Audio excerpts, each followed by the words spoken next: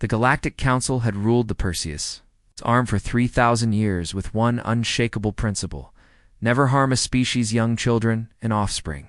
Such was the foundation of interstellar law, written in the blood of ancient wars that had consumed entire star clusters. Every civilization, from the hive-minded Kresh to the crystalline Valor, held this truth as sacred and unbreakable. Humanity had joined the Council only 60 years before this story begins, still a young species stumbling through their first steps into the greater galaxy. The other alien races found them curious and interesting. Humans were emotional and creative, sometimes reckless in their decisions, but they seemed generally harmless to everyone around them. They built their colonies slowly across the stars, traded fairly with other species, and kept mostly to themselves on the distant frontier worlds far from the Council's court. The Zorathic Empire, however, saw something different. Where others saw protocol and peace, the Zorathic were a reptilian species driven entirely by expansion and cold efficiency in everything they did. They had been pressuring human colony worlds for months, demanding access to valuable resources and strategic locations. When humanity refused to surrender the mineral-rich moons of the Kepler system, the Zorathic leadership made a calculated decision. They believed that a show of overwhelming force against these newcomers would go completely unnoticed by the Council's comfortable inner worlds. These Zorathic military planners chose their target carefully: New Providence, a frontier colony world with only 40,000 human inhabitants. Orbital bombardment began without warning and lasted exactly 6 minutes from start to finish. Plasma cannons rained fire from the sky, turning cities into ash and melting the ground itself into glass. The Zorathic transmitted their demands even as the fires still burned across the colony below, expecting immediate surrender from the terrified survivors. But the Zorathic had made a critical and fatal miscalculation in their choice of target. Their intelligence had been incomplete and rushed. They did not know that New Providence's population was 70% children and teenagers. The colony had been established as part of humanity's frontier education initiative, where families volunteered to raise the next generation in the challenging environment of a new world. Schools, playgrounds, youth centers, these had been the primary structures on New Providence. It went to 20,000 children died in those 6 terrible minutes of fire from above. When the news reached Earth, there was no panic or chaos in the streets. Instead, a cold silence fell over humanity like winter ice covering a deep lake. The Galactic Council convened an emergency session within hours, their chambers filled with dozens of alien species, all expecting the usual process. They prepared for negotiation protocols, reparation schedules, and the long diplomatic dance that always followed such incidents in galactic politics. Council had mediated thousands of conflicts over the centuries using these time-tested methods, but when humanity's ambassador Victoria Chen arrived at the council chambers, something felt different to the assembled delegates. She walked to the central platform with eyes like frozen water, her face completely expressionless. The council arbiter began the traditional opening statement, but Chen cut him off mid-sentence.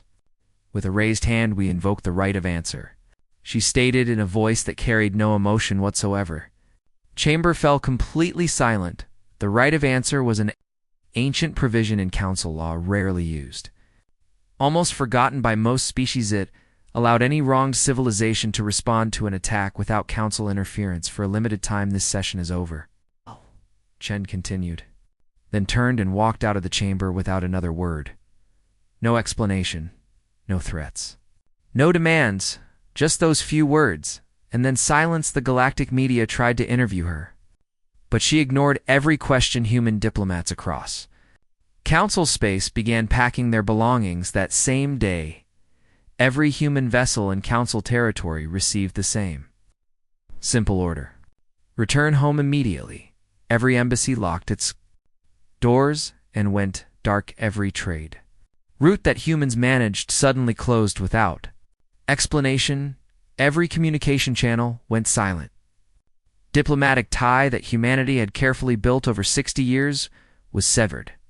In a single Datha, frontier colonies activated defense systems that the council did not even know existed: weapons, platforms rose from beneath the ground on human worlds, and shield generators hummed to life around orbital stations' human freighter ships, hundreds of them scattered across the galaxy.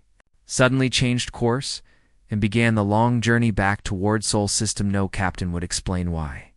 No matter how much they were offered or threatened the Zorathic Emperor, watched these developments from his throne world and felt only contempt. He dismissed humanity's actions as simple posturing from a weak and emotional species trying to look strong after all. Humanity controlled only 40 scattered worlds compared to the Empire's 300 systems. The humans possessed no Dreadnought-class warships, no planet-cracker weapons, none of the terrible tools that made the elder races truly feared. Human military doctrine had always been defensive in nature. Their fleet had been designed to protect their colonies from pirates and raiders, not to project power across the galaxy, though. Emperor's military advisors assured him that humanity could do nothing meaningful against the Empire's might. What the Zorathic leadership did not understand, what none of the Council races truly grasped yet, was that humanity had spent those 60 years in the galaxy doing more than just trading and building colonies. They had been watching everything carefully, had been learning from every conflict they've witnessed. They had been preparing for a war they desperately hoped would never come, but knew might be inevitable. In the 72 hours of complete human silence that followed, something unprecedented happened across Zurich space. 17 human fleets emerged simultaneously from slip space around Keys, Rathic worlds, but these were not military targets or fortress worlds bristling with weapons. The humans had chosen mining colonies, agricultural centers, and industrial worlds. They had targeted the infrastructure that fed an empire of 300 systems. The human admiral, Marcus Webb, transmitted a message on all frequencies that every species in the galaxy could hear. His voice was calm and measured, like a teacher explaining a simple lesson. "You killed our children," he said, "without anger or hatred, not soldiers or warriors or combatants of any kind. You killed children. You have 24 hours to evacuate every civilian from the 17 worlds we currently surround. After that deadline passes, anyone remaining will be considered complicit in your crime. We suggest you begin evacuating immediately." The Zorathic military command called it an obvious bluff from a desperate species. Had planetary shields around every major world, defense grids designed to withstand even counselor weapons. Their fortress doctrine had protected the ATU Empire for 800 years. They began mobilizing their main fleets from the core worlds, calling humanity's threat empty and hollow. Then the deadline passed, and the humans opened fire. Galaxy learned in that moment what humanity had been building in secret during their 60 years of quiet cooperation. The weapons humanity unveiled were called Helbers, and they operated on principles that shocked every military analyst in the galaxy. They focused plasma lances that did not try to batter shields down through brute force like conventional weapons. Instead, they burned through defensive barriers slowly and methodically, with sustained fire that never stopped. Human military doctrine had never relied on overwhelming alpha strikes or massive shows of force. They had designed their weapons for siege warfare, for patience, for the slow and methodical destruction of everything their enemy held valuable. The first planetary shield fell in 18 hours of continuous bombardment. Second shield collapsed in 20 hours as human ships rotated positions to maintain constant fire. By our 23, Zorathic transport ships were fleeing all 17 targeted worlds in complete panic. Millions of civilians crowded onto any vessel that could fly, abandoning homes and possessions in their desperate rush to escape. By our 24, the evacuation was complete, and the world stood empty beneath their failing shields. Zorathic military command breathed with relief, believing the humans would now occupy these worlds as bargaining chips for negotiations. What happened next would echo through galactic history for thousands of years to come. The humans did not stop firing. When the civilians evacuated, they kept their weapons active and burning for exactly 6 minutes on each world. The precise duration of new providences. Bombardment. The human fleets fired with cold precision, but they did not target the empty cities or the industrial infrastructure or the military installations. they aimed at something far more fundamental to life itself. The Helbers burned the topsoil. Turning fertile ground into sterile ash, they boiled the aquifers. Poisoning the underground water that took millions of years to collect, they destroyed the atmospheric processors that maintained breathable air. They salted the earth in a way that would take centuries to heal. Even with advanced technologies, 17 breadbasket worlds that fed the Zerathic Empire were rendered completely uninhabitable in the same time it took to kill 28,000 human children. Precision was deliberate, and the symbolism was crystal clear to everyone watching Admiral Webb's final transmission. After the 6 minutes ended, was broadcast across every channel in Council. "Space, you took our future when you killed our children," he stated. "Simply, this is the price of that choice. We can do this to all 300 of your worlds if necessary. Or you can surrender unconditionally. You have 6 hours to decide." The Zerathic Emperor faced a choice that no ruler of his empire had contemplated in 800 years of expansion. His throne room filled with military advisors who shouted conflicting recommendations. Some demanded total war against the humans, calling for every ship to be thrown into battle. Others advocated for immediate surrender. To prevent further catastrophic losses, the Emperor's military commanders assured him their fleets could crush the human navy in direct combat. The Zerathic possessed superior numbers, more advanced shield technology, and faster ships capable of tactical advantages, but none of those advantages mattered at all if humanity refused to engage in traditional open battle. The humans had proven they did not fight fair according to Council warfare conventions. They fought final. They fought to ensure their enemy could never threaten them again. The galaxy watched in stunned silence as the Zerathic fleet withdrew to defensive positions around their core worlds. They waited for the human fleets to advance deeper into Empire space, to overextend their supply lines into an obvious trap. Instead, humanity did something that confused every military strategist. They stopped moving entirely. The 17 human fleets held their positions around the dead worlds and went completely silent again. No demands, no threats, no communication at all. It was a Valor trade minister who first understood the true strategy. They are not planning to invade, she announced in horror during an emergency council session. They are simply waiting. They have proven they can sterilize worlds anywhere and anytime they choose. Now they are letting the Zerathic Empire collapse under its own weight.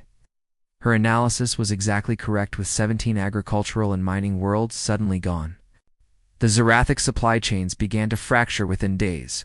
Food rationing started within 2 weeks across the outer colony's mineral shortages halted ship construction at the major shipyards. Outlying systems, seeing the core worlds hoarding resources for themselves, began openly questioning their loyalty to the Empire. Emperor had built his power on the appearance of expansion and strength. Humanity had shattered both illusions in 6 minutes per world. The Galactic Council attempted to intervene before the situation spiraled further out of control. A coalition of elder races sent their most experienced mediators to Sol System, offering to broker peace between the two species. They were prepared to offer substantial reparations, harsh sanctions against the Zerathic, anything to restore galactic order. Ambassador Chen met them in orbit above Earth, but refused to allow them to land on the planet you want to mediate. She asked the delegation through the view screen, where was the Council when New Providence burned? You had protocols and laws and systems designed to prevent exactly this kind of atrocity. You enforced nothing. 28,000 children are dead because the Council taught the galaxy that laws only matter if you are strong enough to enforce them yourselves. Council Arbiter Keleth, a massive insectoid who had successfully mediated over 100 conflicts, tried to reason with her. So now you understand the reality.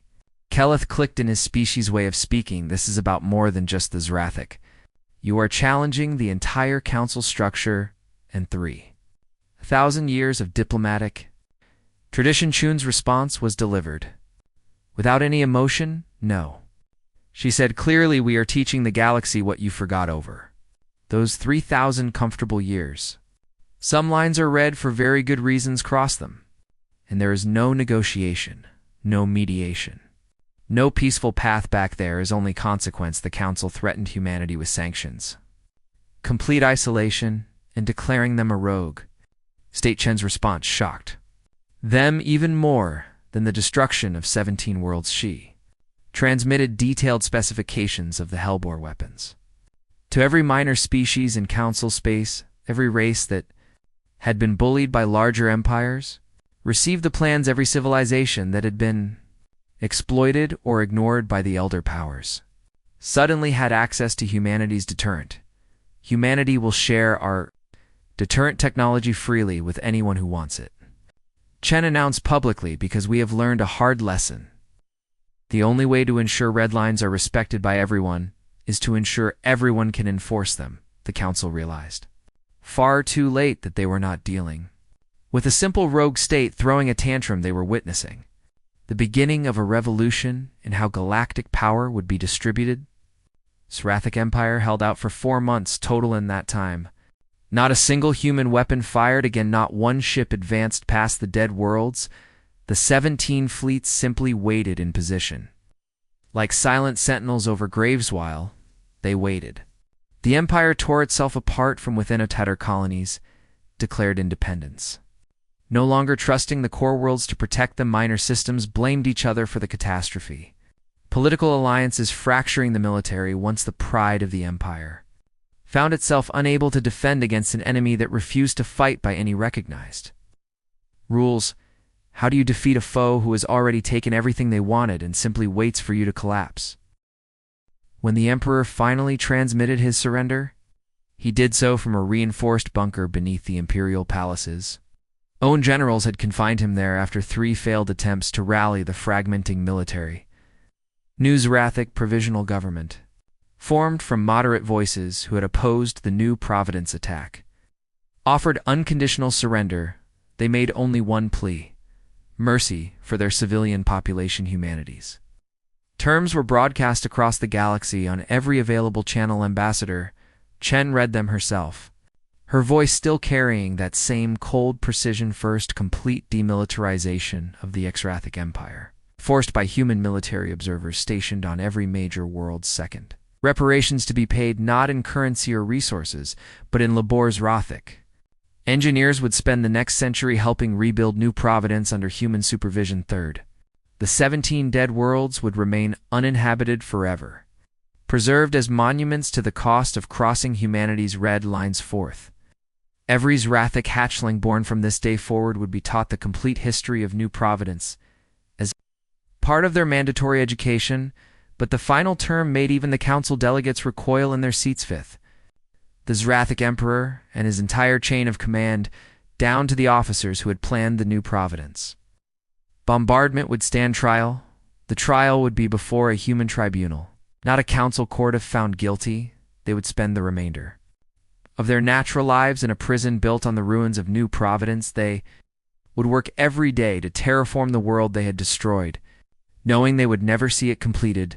This is vengeance. It's not justice, protested Council Arbiter Kelleth during the announcement. Admiral Marcus Webb, attending the negotiations in person for the first time, met the Arbiter's compound eyes without flinching. Justice would have been those 28,000 children growing up, living their lives and dying naturally of old age. Webb stated, this is simply consequence. The galaxy will learn the difference between the two. The trial lasted 3 standard months and was broadcast live across every world in Council space. Billions of beings from hundreds of species watched as the evidence was presented piece by piece. Communications logs showed the original order targeting solutions, revealed the deliberate choice of civilian centers. Internal memos discussed the acceptable civilian cost of bombing New Providence to send a message. The Emperor himself had signed the final authorization with a note that still chilled observers. Human emotional attachment to offspring makes them predictable and weak. He had written, this action will demonstrate the price of defying the Empire. All 47 defendants were found guilty on every charge as they were transported to New Providence in heavily guarded prison ships. The Emperor made one final public statement.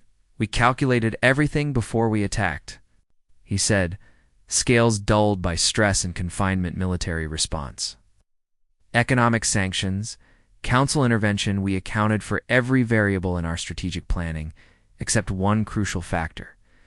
That you would actually mean it, that you would follow through on consequences no matter the cost, that never again would be a promise kept. Not just a political statement.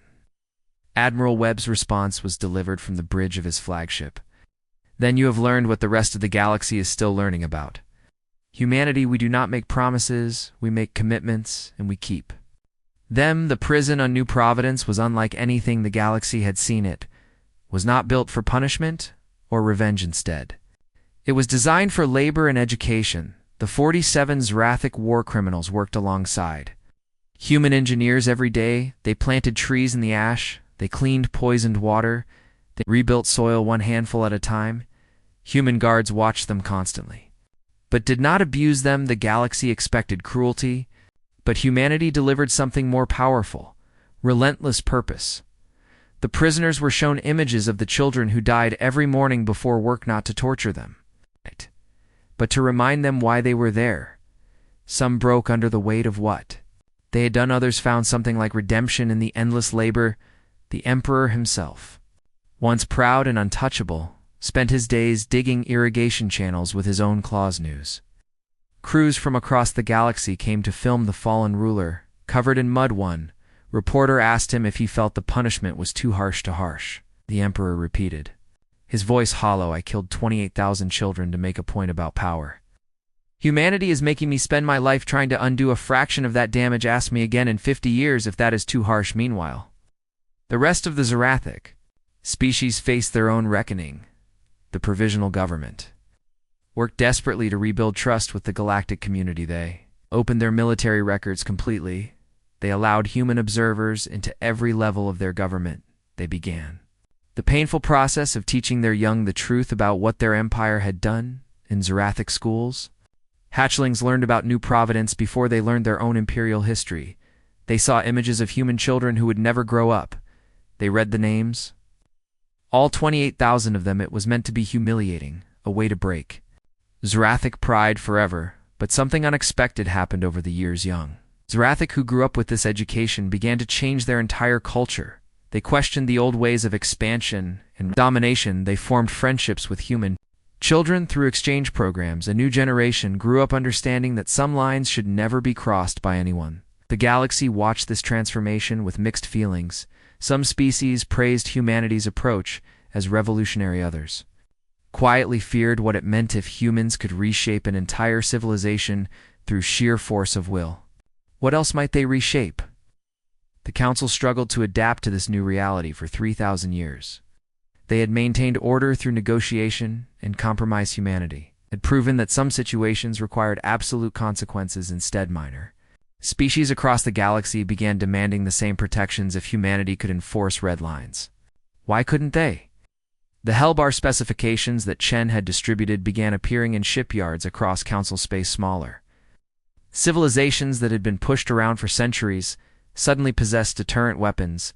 The balance of power shifted in ways the elder races had never imagined. Wars of expansion began to end, not because of Council mediation, but because everyone now possessed the ability to exact terrible costs.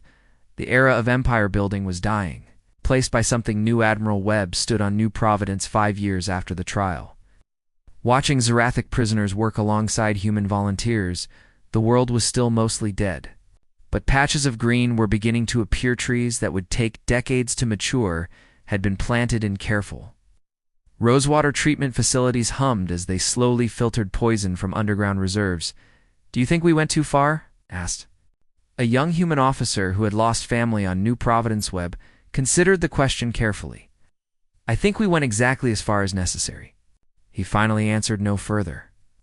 No less, the galaxy needed to learn that some consequences are absolute, that some lines are drawn in permanent ink. In the Memorial Garden, partially restored, a new structure had been built to hold 28,000 small trees. One for each child who Xerathic prisoners tended them daily. Some wept as they worked, others maintained stoic silence, but they all understood what those trees represented: a future that was stolen, a debt that could never truly be repaid, and a lesson that the galaxy would remember for thousands of years. 20 years passed after the day New Providence burned. The galaxy had changed in ways the Council could never have predicted when humanity first joined. Then the gift of hellbore technology. Two minor species had shifted the fundamental balance of power across all of Council's space wars of conquest, ended not because of diplomatic intervention, but because every species now possessed the ability to exact unacceptable costs on any aggressor. The era of empire building was over, replaced by a complex network of defensive pacts and mutual deterrence. The Providence had been rebuilt slowly over those 2 decades. Its scars intentionally preserved a memorial covered 10 square kilometers of the planetary surface. Engineers, many born after the war ended, worked alongside human architects to create something unprecedented. It was not a monument to victory or military triumph, was a testament to the line that should never have been crossed. The youngest Strathic workers had no memory of the Empire's glory days. They had grown up learning about New Providence. In their earliest education for them, working on the memorial was not punishment but a kind of pilgrimage. They wanted to understand what their parents' generation had done. They wanted to be part of making it right. Even though they knew it never could, Beatty Council had restructured completely over those 20 years. They reluctantly acknowledged that humanity's brutal lesson had succeeded where millennia of careful diplomacy had consistently failed. The new charter of protected innocence was enforced not by council arbiters in distant chambers, but by a coalition of species. Humanity led the coalition, but they were joined by the Valor, the Kresh, and surprisingly, the reformed Zorathic Confederacy. Former enemies now worked together to ensure the Red Line would be respected. Ambassador Victoria Chen had retired from official service 10 years earlier, but she remained influential in galactic politics. She stood in the Memorial Garden on New Providence, speaking to a group of young diplomats from across the galaxy. Among them were humans and Zorathic, Valor and Kresh, and a dozen other species, all learning together. Some of you were not yet born when this happened, Chen said, gesturing to the names carved in black stone. 28,000 names, each one representing a life cut short. You have grown up in a galaxy where this kind of atrocity seems impossible. That is good. That is exactly what these children died for. A young Zorathic diplomat, hatched long after the war, raised her claw hesitantly. May I ask a difficult question? She said in accented but clear human language. Chen nodded for her to continue. Was it worth it? The young Zorathic asked. 17 worlds made uninhabitable for 1 world attacked, millions displaced for thousands killed. Was the cure not worse than the disease itself? The question hung in the air. Several of the other students shifted uncomfortably, unsure if such a challenge was appropriate. Chen was quiet for a long moment, her eyes distant. Let me ask you something instead, she finally responded. In the 20 years since New Providence, has it happened again? Has any species, anywhere in council space, deliberately targeted another species' children? The students looked at each other. Silence. That is your answer. Chen continued. We did not want to be the galaxy's enforcers or policemen. We did not want to teach this lesson in such a terrible way. But someone had to draw a line and mean it absolutely. Sometimes the cost of never again is making sure everyone understands what never truly means. Admiral Marcus Webb, older now with gray hair, but still sharp in mind, joined the group. The galaxy calls us unforgiving, he said. They are correct in that assessment. We are unforgiving, but we are also completely clear and consistent. Every species knows exactly where humanity's red lines are located, and they know we mean them without exception. A Valor student, her crystalline form shimmering in the sunlight, spoke up. Is that not a form of tyranny? She asked, ruling the galaxy through fear of consequences. Webb smiled slightly at the challenging question. It would be tyranny, he acknowledged, if we sought to rule the galaxy, but we do not. We protect exactly one red line. Do not deliberately harm children. That is the entire extent of our enforcement. Everything else? Negotiate, compete, trade, argue, even fight wars if you must, but that one line stays red. The conversation continued as the sun moved across the sky. Students asked about the trial, the surrender, the decision to share Hellbar technology. Chen and Webb answered honestly. Holding nothing back, they spoke of the rage they felt when New Providence burned. They spoke of the fear that they might be going too far. They spoke of the burden of making decisions that would reshape the galaxy. Do you regret it? Asked a young human student who had family members in the memorial. Do I regret that the attack happened? Every single day, Chen answered. Do I regret our response? No, we did what was necessary to ensure it would never happen again to any species. Sometimes being unforgiving is the only way to protect forgiveness itself. The memorial park had paths winding through gardens that Zorathic prisoners had planted years ago. Those original prisoners were elderly now, their scales gray and bodies weak from decades of labor. Some had died while working to restore what they destroyed. Others continued the work, even though their sentences could have been reduced. They stayed because leaving felt like abandoning the children. They had killed one of the original prisoners. A former military commander worked in the gardens near where the students gathered. His name was Skeleth, and he had been the tactical officer who selected New Providence as the target. Chen noticed him and walked over slowly. The students followed. Curious Skeleth, she greeted him. He looked up from the soil he was tending, his old eyes meeting hers. Ambassador, he acknowledged. How is the work? She asked. Endless. He replied, as it should be. I helped kill 28,000 children. No amount of work will ever balance that, but I work anyway. One of the students, emboldened by the frank conversation, asked him a question. Do you hate humans for what they did to your empire? Skeleth considered this carefully. Hated at first, he admitted. I raged at the injustice of it, an entire empire destroyed for one colony, but then I began to understand something. You did not destroy the empire for one colony, you destroyed the empire for 28,000 individual children. Each one mattered. We had forgotten that in our pursuit of expansion. You reminded. U.S. Admiral Webb nodded slowly. The empire died, he said, but the Zorathic species survived and changed. That was always the point. We never wanted genocide or extinction. We wanted transformation. As evening approached, the students departed one by one. Chen and Webb remained in the garden with Skeleth, people who had been on opposite sides of history, now standing together among the trees. The next generation asks better questions than we did. Skeleth observed. They want to understand, not just obey. That is good, Chen agreed. Understanding prevents repetition. They stood in silence for a while, watching the sunset paint the sky in shades of orange and purple. In orbit above, ships from a dozen species maintained the protective cordon around New Providence. Some were human vessels, others Valor. Still others from minor species that had been voiceless before, all of them united in protecting this sacred ground. Do you think the lesson will last? Webb asked quietly. Or will some species eventually forget and test the line again? Chen shook her head slowly. I do not know the future, but I know this. We made the cost of crossing that line so high that forgetting would require deliberate ignorance, and if someone does forget, well, humanity will still be here still. Remembering, still unforgiving. Skeleth made a sound that was the Zorathic equivalent of sad laughter. You humans are strange.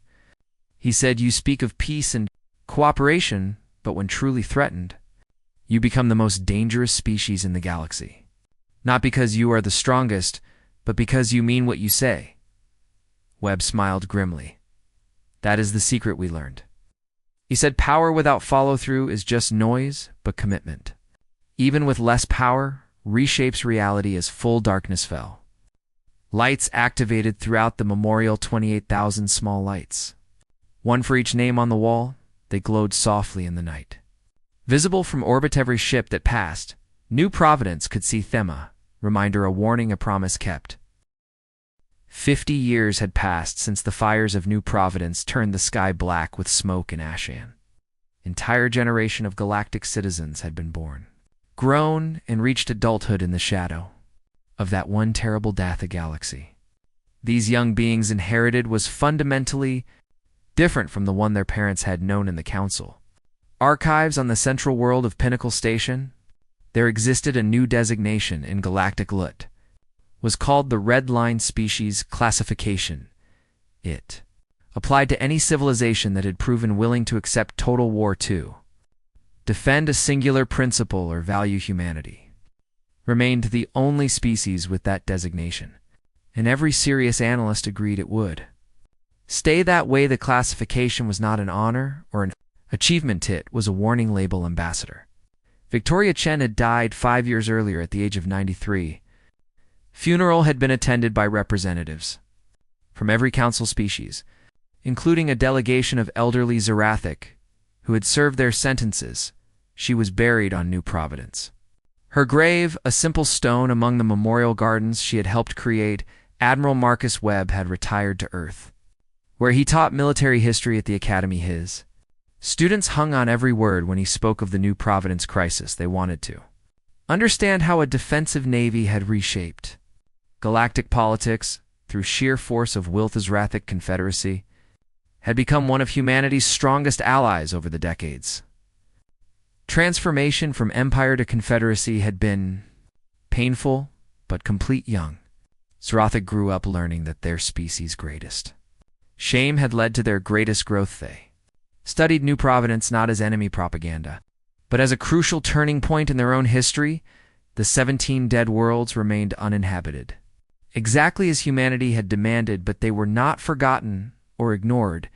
Its one had been turned into a nature preserve, where native life was slowly reclaiming the scorched earth. Scientists from across the galaxy studied them, learning how ecosystems recovered from catastrophic damage. Some called them the graves of empire, others called them the garden worlds. For the new life that grew in the ruins, the memorial on New Providence had expanded over the decades. It now included exhibits on the trial, the surrender, and the rebuilding, but the centerpiece remained the Wall of Names. 28,000 children who never grew old. Visitors came from every corner of Council space school groups, diplomats, military officers, and ordinary citizens. They came to remember, to learn, to understand. Many left in tears, all left changed. In a classroom on Earth, a teacher explained the New Providence crisis to students who were studying pre-contact human history before we met the galactic community. The teacher said, humanity had a long history of wars and conflicts. We fought each other over resources, territory, ideology, and religion, but there were some lines that most human cultures agreed should never be crossed. Harming children was one of those lines. When the Zerathic crossed it, they learned that humanity would enforce that line even against a vastly more powerful enemy. Student raised her hand, but we were not more powerful, she pointed out. The Zerathic had more ships and better technology. How did we win? The teacher smiled.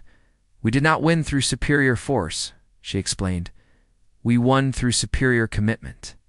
The Zerathic calculated that we would not really follow through on consequences that would cost us so much. They were wrong. We showed the galaxy that some principles matter more than victory, more than survival, more than anything else on the Zerathic homeworld. A similar lesson was being taught, but here the teacher was Rathic, and the students were young hatchlings. Learning their species' history, our ancestors believed that power gave them the right to do anything. The teacher explained they believed that rules only applied to the weak. They learned that they were catastrophically wrong. Humanity taught our species that some rules exist for reasons deeper than power, that crossing certain lines brings consequences no amount of military strength can prevent. A young hatchling asked the question that every generation asked, could it happen again? The teacher's scales shifted in the pattern that meant deep thought it could. She admitted there is no guarantee that some species someday will not make the same mistake our ancestors made, but if they do, they will face the same consequences because humanity has not forgotten. And they have made certain that no one else can forget either in the Galactic Council chambers. A crisis was developing. A minor species had been attacked by pirates who specifically targeted a school transport valve. Children had been killed in the raid. The pirates, it turned out, were a rogue faction from one of the elder races. The council debated jurisdiction and appropriate responses. Then the human delegate stood and spoke 3 words that ended all discussion: invoke Red Line Protocol. The chamber fell silent. Red Line Protocol had been established. 30 years earlier, it allowed humanity to lead an immediate military response to any attack on children. Regardless of normal diplomatic procedures, within hours, a human fleet was en route to the pirates' last known location. They were joined by Valor ships, Kresh cruisers, and Zarathic frigates. The coalition found the pirates hiding in an asteroid field. The pirate leader, seeing the assembled fleet, tried to negotiate. "We did not know about the children," he claimed over open channels. "It was an accident." A terrible mistake. The human admiral in command responded, "Simply knew. Providence was not an accident, but you still chose to target a school. Transport you knew or should have known. Surrender or be destroyed. You have 60 seconds. Pirates surrendered in 40. They were tried under Red Line Protocol and sentenced to life imprisonment. On one of the dead worlds, they would spend their lives helping restore what the Zarathic had destroyed. Just as the original war criminals had, it was a clear message to the galaxy. The Red Line was not just about new Providence, it was permanent skilth. The old Zarathic tactical officer lived to be 107 years old by Earth reckoning. He spent 76 years working on New Providence when he finally died. His last words were witnessed by the human guard who had watched over him for decades. "Tell them, I tried." Skeld whispered, "Tell them I understood too late." "But I understood. Tell the children I am sorry." He was buried in a section of the memorial reserved for those who had worked to restore what they destroyed. His grave marker bore his name, his crime, and a single line he had requested. "I learned that some lines are read for a reason." The human delegate to the Galactic Council was now a young woman named Sarah Chen, great-granddaughter of Victoria. She carried her ancestor's name and her commitment to the Red Line during a council session discussing expansion rights in a disputed sector. An elder race ambassador made a veiled threat about using force. Sarah stood, and her voice cut through the murmuring like a blade. "Before you make threats," she said quietly, "I remind you that 50 years ago, my great-grandmother transmitted Hellbear specifications to every species in this chamber. Every minor world has the ability to make any aggressor pay an unacceptable price. The age of easy conquest is over. Perhaps we should negotiate fairly instead." The ambassador backed down. The expansion rights were negotiated peacefully. It was a small moment, but it illustrated how completely the galaxy had changed. Threats no longer worked the way they once had. Everyone could enforce their red lines now on Earth. In a museum dedicated to humanity's entrance into the galactic community, there was an exhibit about New Providences. Showed the before pictures, smiling children in schoolyards, families building homes, the optimism of a new colony. It showed the after pictures, ash, ruins, and silence. But the final part of the exhibit showed the memorial, the gardens and the recovered worlds. It showed Zarathic and humans working side by side. It showed the new treaties and alliances. It showed how something unforgivable had led to transformation. Exhibit's final panel held a quote from Admiral Marcus Webb, spoken at the 50th anniversary of the attack. "We did not want to be remembered as the species that destroyed 17 worlds." It read, "We wanted to be remembered as the species that meant what we said. Some call us unforgiving. We accept that label because forgiveness without consequences is just permission to repeat the crime. We drew a red line. We enforced it, and now every child in the galaxy of every species is safer because we did that. Is worth being called unforgiving in classrooms across the galaxy. In every species, language, and teaching style, the lesson of New Providence was taught not as human propaganda, but as fundamental galactic history. Every ambassador who studied galactic law learned about red line species. Every general who planned military campaigns understood the rules. Every parent who raised children knew they were protected by something stronger than treaties. They were protected by consequence, by commitment, by a species that had proven it would follow through. And as the years continued to pass, as new generations were born and old ones faded, the lesson held: no species attacked another's children. The red line remained red, not because it was forbidden by law, but because everyone understood what would follow. Humanity had been unforgiving once. They had shown the galaxy exactly what that meant, and no one wanted to learn that lesson again.